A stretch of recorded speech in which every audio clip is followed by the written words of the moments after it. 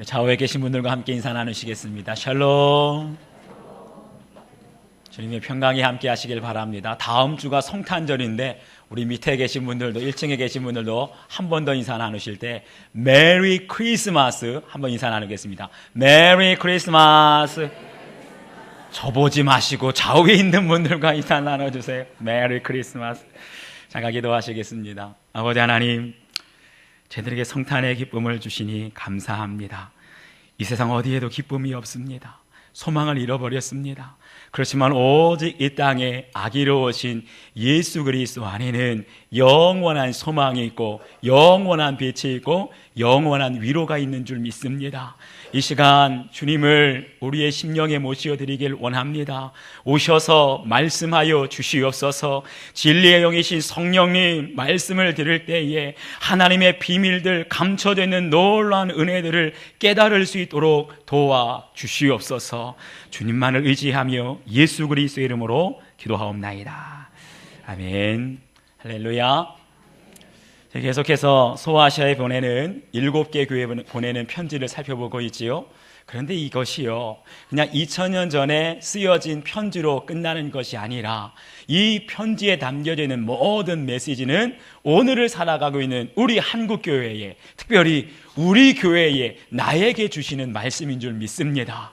아무나 들을 수 있는 말씀이 아닙니다. 오직 귀 있는 자들은 성령이 교회들에게 하시는 말씀을 들을지니라. 아멘. 사랑하는 여러분, 우리에게 육적인 귀만 있는 것이 아니라 영적인 귀가 열려야지 이 시간 성령께서 하시는 그 말씀을, 그 뜻을 깨닫게 될 줄 믿습니다. 오늘도 성령께서 사대교회 주시는 말씀을 통해서 가면을 벗고 깨어나십시오 라는 제목으로 우리 함께 은혜를 나누겠습니다. 첫 번째, 사대교회는 어떤 교회였느냐? 이름만 살아있고 실상은 죽어있는 교회였습니다. 우리 1절 말씀을 다 같이 함께 읽겠습니다. 1절 시작.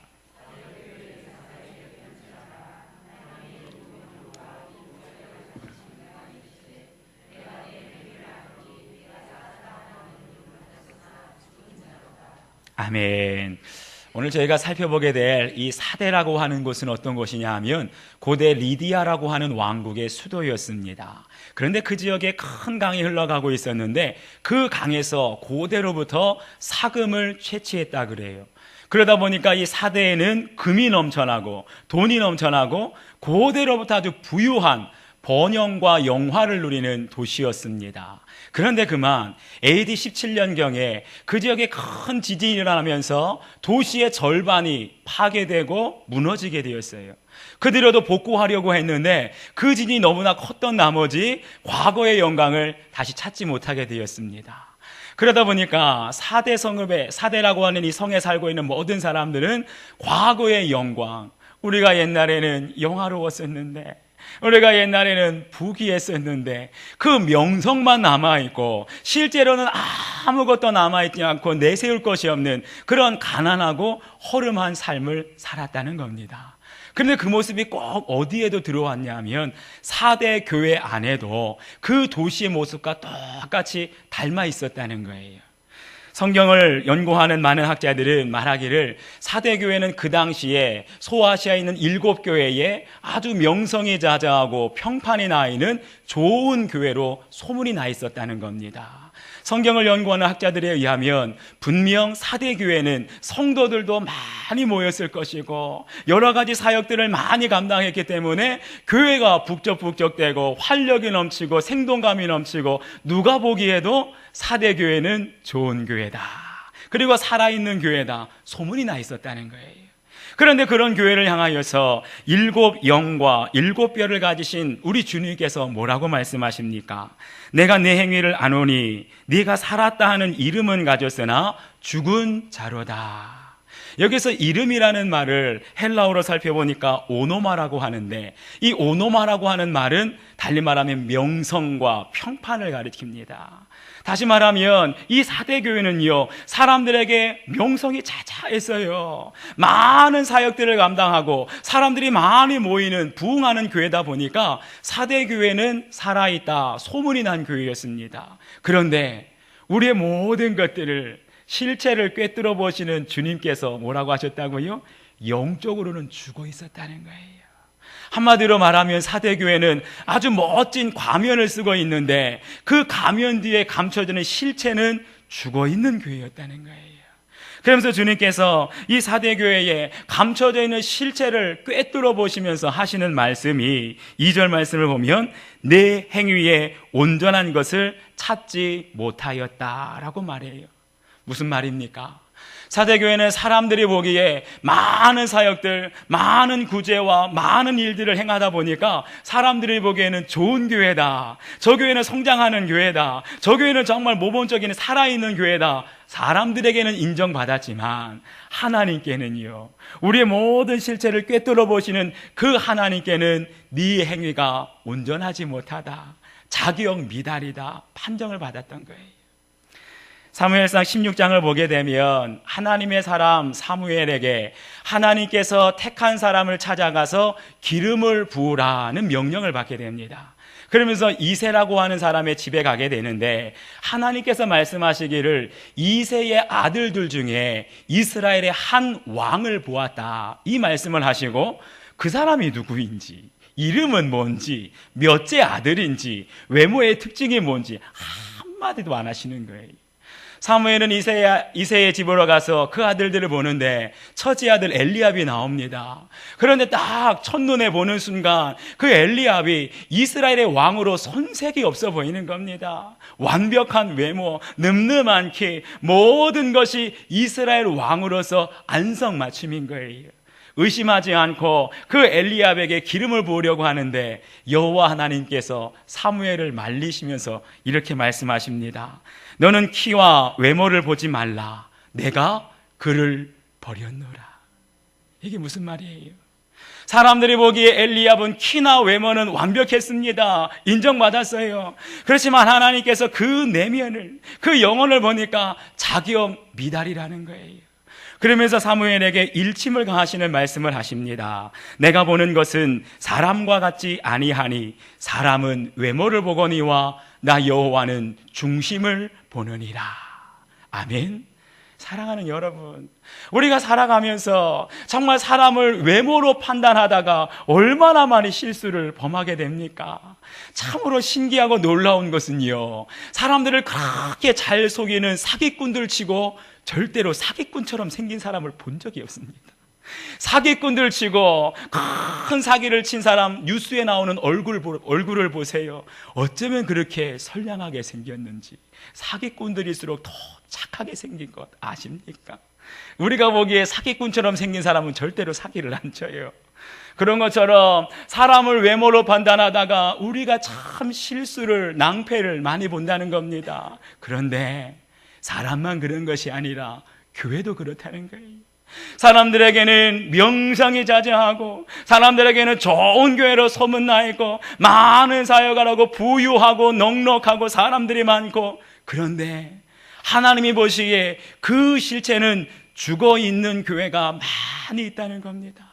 여러분, 명성에 속지 마시고 평판에 속지 마시기를 바랍니다. 아무리 사람들이 좋다고 칭찬해도, 아무리 사람들이 좋다고 명성이 나 있다 해도 하나님께는 자격 미달인 교회가 있는 거예요.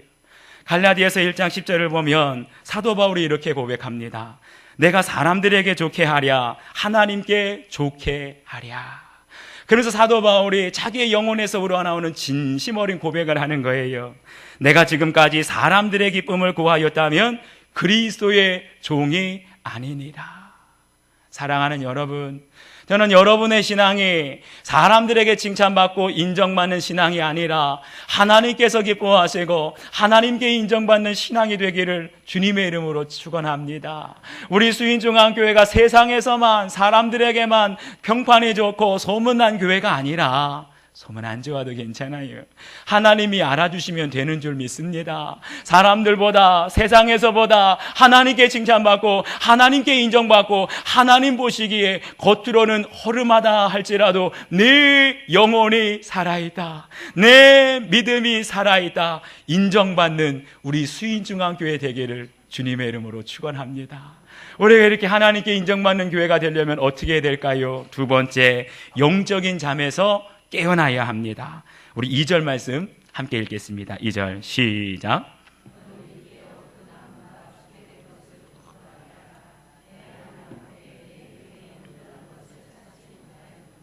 아멘. 이렇게 명성은 살아있고 평판은 좋게 소문이 나 있지만 실상은 죽어있는 사대교회를 향해서 우리 주님께서 가장 먼저 말씀하세요. 너는 일 깨어라. 영어로 말하면 wake up이란 뜻이에요. 지금 당장 잠자리에서 일어나라는 겁니다. 그래야지 살 수 있다는 거예요. 이 말은 다시 말하면 아직 너는 죽지 않았다는 겁니다. 가능성이 있다는 거예요. 내가 이대로 계속 잠들어 있으면 죽음의 문턱에 이르게 되지만 깨어 기도하면 살아날 가능성이 있다는 거예요. 구약 사사기를 보게 되면 삼손이라고 하는 사사가 나오는데 그 삼손의 모습 속에서 사대교회와 같은 모습을 발견하게 됩니다. 삼손은 하나님께 큰 능력을 받게 되지요. 아무도 감당할 수 없는 큰 힘과 능력을 하나님께 받게 돼요. 그런데 그만 블레셋 여인 들릴라라고 하는 여인의 꾀임에 넘어가서 하나님께서 주신 그 능력의 근원이 되는 머리털을 깎이게 됩니다. 그러면서 하나님의 능력이 이 삼손에게서 떠나가게 돼요. 그런데 사사기 16장 20절 말씀을 보면 여호와께서 이미 자기를 떠나신 줄을 깨닫지 못하더라 이렇게 말씀하고 있어요. 하나님의 능력이 떠나갔는데 하나님께 더 이상 삼손을 붙들고 계시지 않는데 하나님의 영광이 삼손에게서 떠나갔는데 삼손만 그 사실을 깨닫지 못하고 깊은 영적인 잠에 빠져 있다는 거죠. 꼭 그 모습이 사대교회와 같았다는 거예요.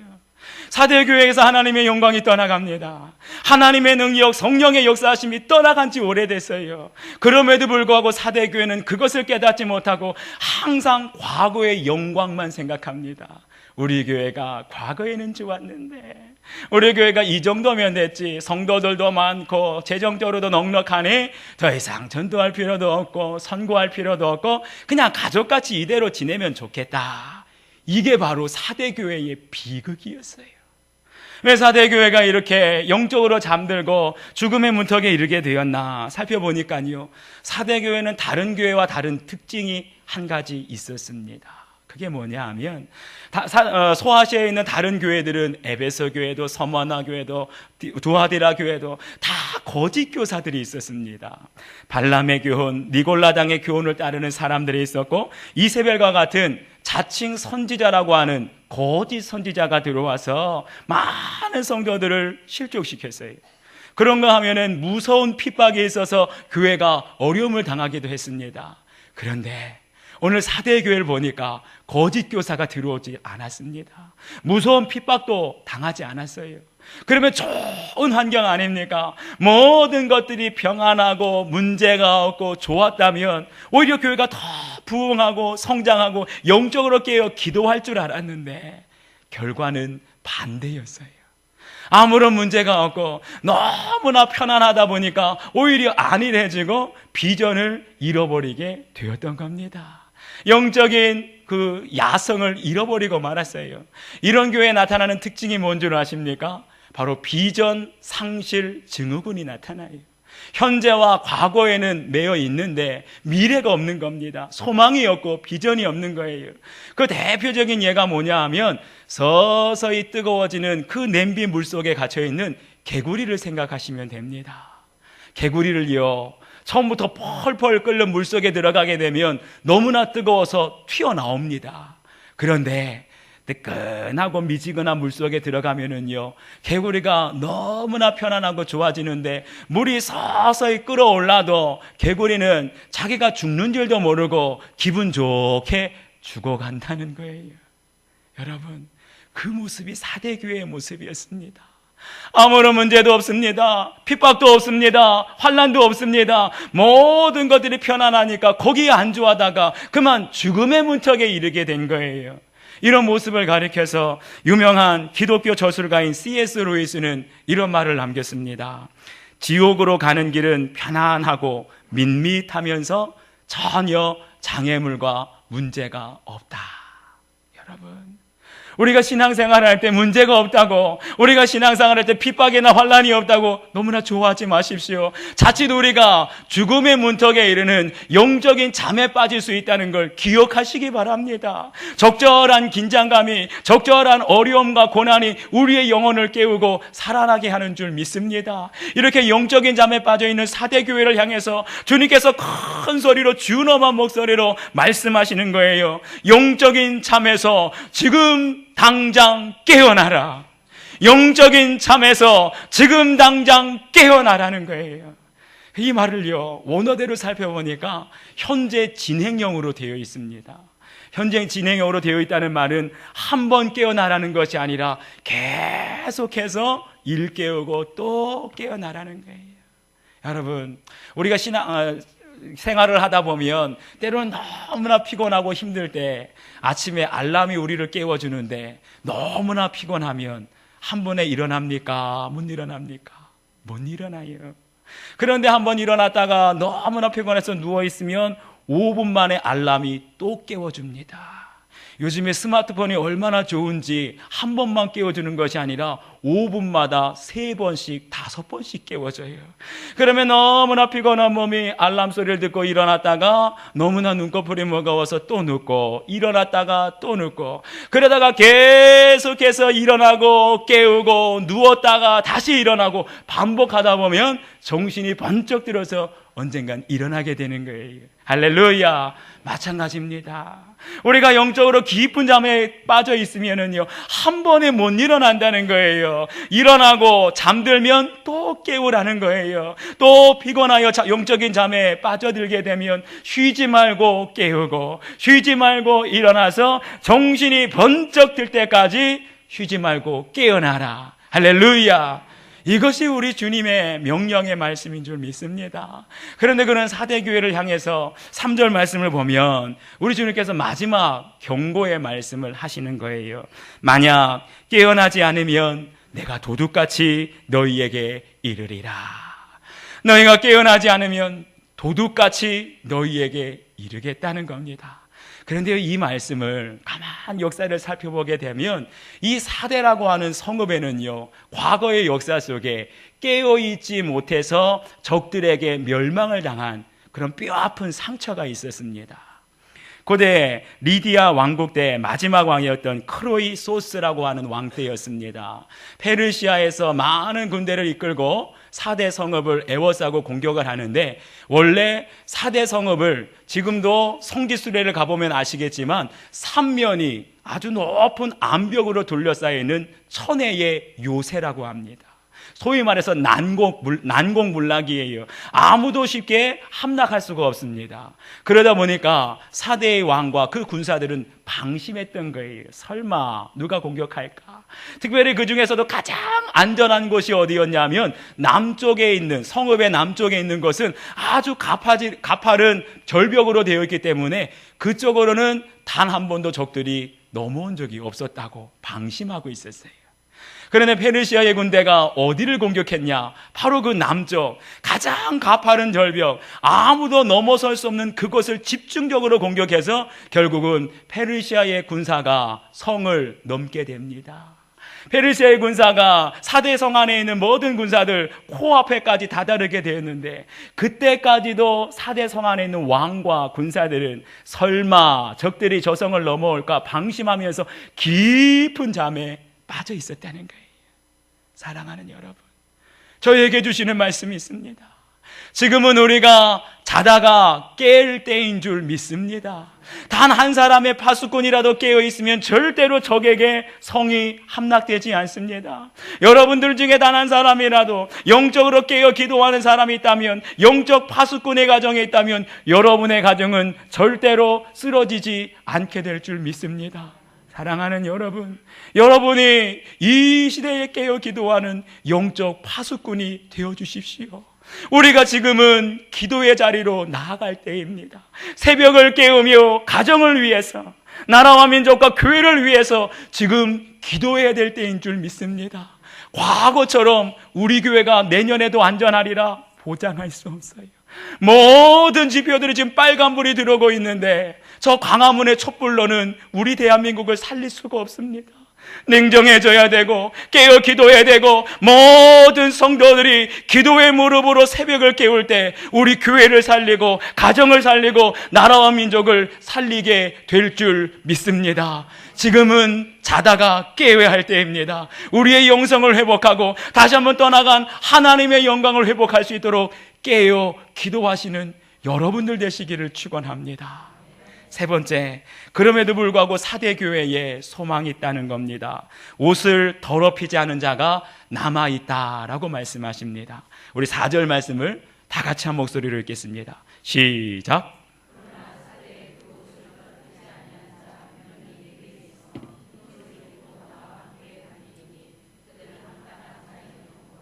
아멘.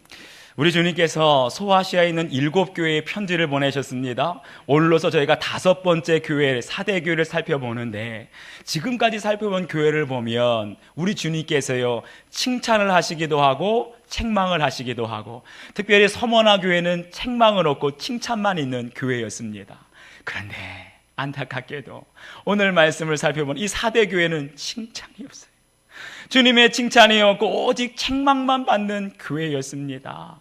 그렇다고 해서 주님께서 사대교회를 포기하셨느냐? 그건 아닙니다. 책망한다는 건 가능성이 있다는 겁니다. 그 책망 속에 우리 주님의 사랑이 담겨져 있고 책망 속에 기대와 소망이 있다는 것을 알게 됩니다. 무엇 때문에요?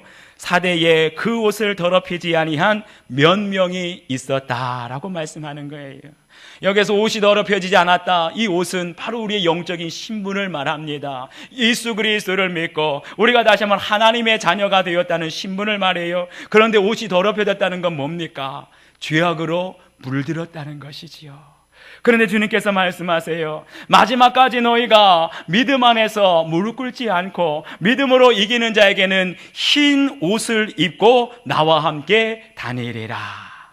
특별히 요한계시록을 보게 되면 흰 옷, 흰색을 강조하는 사상이 있습니다. 유난히 성경을 보게 되면 요한계시록에는 흰 옷, 흰 구름, 흰 말, 백마지요. 흰 말, 흰 두루마기, 이 모든 것은 다 한 가지를 말하고 있으며, 우리가 이 세상에서 받게 되는 것이 아니라 장차 하나님 나라에서 믿음 안에 이기는 자에게는, 믿음을 지킨 자에게는 하늘에서 놀라운 상급과 놀라운 축복이 있게 될 것이다. 이 흰옷은 뭐냐 하면 우리의 어린 양 되시는 예수 그리스도의 보혈로 우리의 모든 죄가 깨끗하게 씻겨진 겁니다. 모든 죄사함을 받은 사람은 오직 의롭다 하심을 입게 되는 것, 그것이 바로 흰옷을 입는 거예요. 그런데 여러분 보세요. 우리가 일상생활을 하면서 흰옷을 입는 것이 편합니까? 아니면 검정색이나 짙은색 옷을 입는 게 편합니까? 흰옷은요, 참 생활하기 어렵습니다. 아주 조금만 실수를 해도 금방 때가 묻고 먼지가 묻으면 눈에 확 띄게 됩니다. 그래서 겨울철이 되면 저희 집 아이들에게는 절대로 흰옷을 안 입힙니다. 한두 시간도 안 돼가지고 아침에 입혔는데 학교 가기 전에 얼룩이 묻어요. 눈에 띕니다. 그래서 겨울철에는 보통 검정색이나 아주 짙은색 옷을 입게 되지요. 짙은색 옷을 입게 되면 하루 이틀은 거뜬하게 입을 수 있어요. 아무리 얼룩이 묻고 때가 묻어도 티가 나지 않습니다. 가끔가다 성격 좋은 사람은 일주일 이상씩 똑같은 옷을 입어도 전혀 티가 나지 않아요. 검정색 옷은 그렇습니다. 그런데 저처럼 매일같이 흰색 와이셔츠를 입는 사람은 하루 이상 입을 수가 없어요. 얼마나 세상에 때가 많은지, 얼마나 세상에 먼지가 많은지 하루만 입어도 표가 나는 겁니다. 티가 나는 거예요. 그런데 성경은 우리에게 뭐라고 말씀하십니까? 이 세상에 예수 그리스도를 그리스도로 구주로 영접한 사람, 예수 그리스도로 말미암아 의롭다 칭함을 받은 사람은 이 어두운 세상에서 영적으로 흰옷을 입고 살아가는 사람들이다. 아멘이십니까? 우리는요, 이 세상에 살다 보면 예수를 믿지 않는 불신자들은 아주 큰 죄, 잘못을 많이 지어도요, 사람들이 비난하지 않습니다. 그냥 지나가요. 그런데 예수님 믿는 사람들, 특별히 교회에서 중직자나 목회자들은요, 아주 털끝만한 조그만 실수나 죄를 지어도 얼마나 비난을 많이 하는지, 얼마나 욕을 많이 먹는지. 때로는 좀 억울할 때도 있습니다. 왜 불신자들은 잘못을 해도 욕하지도 않는데 예수님 믿는 사람들은 조금만 실수해도 그렇게 벌떼같이 달려들어가지고 욕을 하고 비난을 해야 되나? 그렇다고 우리가 맞장구 치면서 그들과 마주서서 싸우고 욕하고 법정에 소송을 걸고, 그것은 절대 성경적인 방법은 아닙니다. 주님께서는 우리에게 말씀하시는 거예요. 너희는 나와 함께 세상 끝날까지 이 어두운 세상, 죄악으로 거목해 시커멓게 물들어 있는 이 세상에서 너희들만큼은 흰 옷을 입고 살아가는 신부들이다. 아멘입니까? 우리가 흰 옷을 입었다는 건 뭐예요? 우리는 더 조심해야 된다는 겁니다. 검정색 옷을 입고 다니는 사람들보다 영적으로 흰 옷을 입고 다니는 저희들은 더 많이 눈에 띄고 더 많이 작은 죄가 티가 나기 때문에 우리들은 날마다 우리 자신을 돌아보며 영적으로 거룩함을, 영적으로 성결함을 유지해야 할 줄 믿습니다. 옷이 더럽혀지지 않은 사람들, 끝까지 믿음으로 순결함을 지키는 사람에게는 우리가 하나님 나라에 들어가게 될 때 우리 하나님께서 우리를 생명책에서 지우지 아니하시고 우리의 이름을 시인해 주시겠다 말씀하세요. 할렐루야. 사랑하는 여러분, 오늘 주님께서는 사대교회를 통하여서 저희들에게 분명히 말씀하고 계십니다. 지금 우리는 영적인 가면을 쓰고 있는 거예요. 많은 교회들은 그 멋들어진 가면 뒤에 지금 잠들어 있는지도 모르고 죽어 있는지도 모르고 하나님의 영광이 떠나 있는지도 모르고 영적인 가면을 쓰고 있다는 겁니다. 이제 영적인 가면을 벗어 던지시기를 바랍니다. 우리의 실체를 똑바로 보시기를 바라요. 우리가 얼마나 약해져 있는지, 우리가 얼마나 하나님의 능력이 떠나 있는지, 하나님의 영광이 떠나 있는지 우리의 영적인 실상을 똑바로 볼 수 있기를 바랍니다. 그것을 깨닫는 자만이 기도의 자리로 나아갈 수 있는 거예요. 일어나 내가 새벽을 깨우리로다. 일어나 내가 새벽을 깨우리로다. 지금 점점 어두운 때가 다가오고 있는데 오직 새벽을 깨우며 기도의 자리로 나아가는 사람만이 영적인 잠에서 깨어나고 다시 한번 하나님의 영광을 회복하고 하나님의 능력을 회복하고 늘 성령의 충만함 가운데 살아가게 될 줄 믿습니다. 사랑하는 여러분, 오늘 저희들에게 주시는 이 말씀을 통하여서 다시 한번 잠들어 있는 자리에서 깨어나셔서 올해가 딱 2주 남았습니다. 기도의 자리로 나아가십시다. 우리나라가 결코 평안하지 않습니다.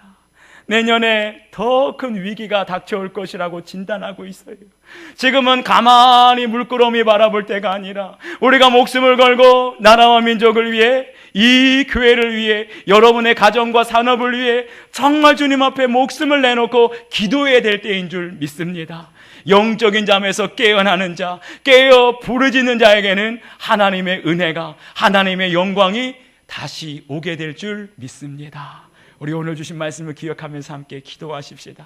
하나님께서 깨어나라, 영적인 가면을 벗어던져라, 그리고 기도하는 자에게는 하나님의 영광이 나타날 것이다 말씀하세요. 이 말씀을 붙들고 다시 한번 우리가 깨어 기도할 수 있도록 간절한 마음으로 기도하겠습니다. 아버지 하나님, 아버지 하나님, 오늘도 저희들에게 말씀하여 주시니 감사합니다.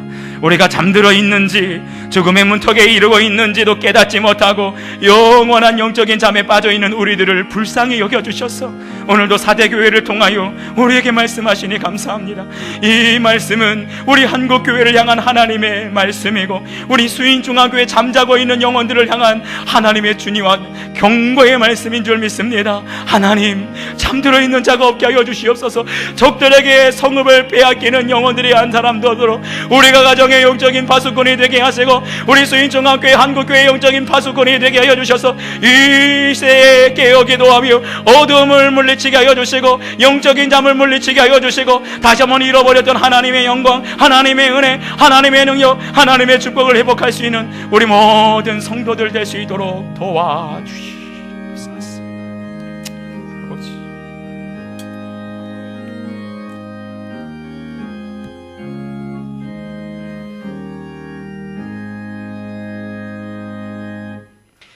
귀 있는 자는 성령이 교회들에게 하시는 말씀을 들을지어다. 아버지 하나님, 저희들의 귀를 열어주시어서 이 시대에 성령께서 우리에게 주시는 하나님의 말씀을 듣게 하여 주시옵소서. 깨어라. 내가 깨지 아니하면 내가 도둑과 같이 너희에게 이르리라. 아버지요, 우리가 더 이상 미룰 수가 없습니다. 영적인 잠에서, 안일한 잠에서 우리의 영혼을 깨워주시고, 이 마지막 때에 가정과 교회와 나라와 민족을 위해 깨어 기도하는 영적인 파수꾼이 될 수 있도록 저희들을 붙들어 주시옵소서. 감사드리며 예수 그리스도의 이름으로 기도하옵나이다. 아멘.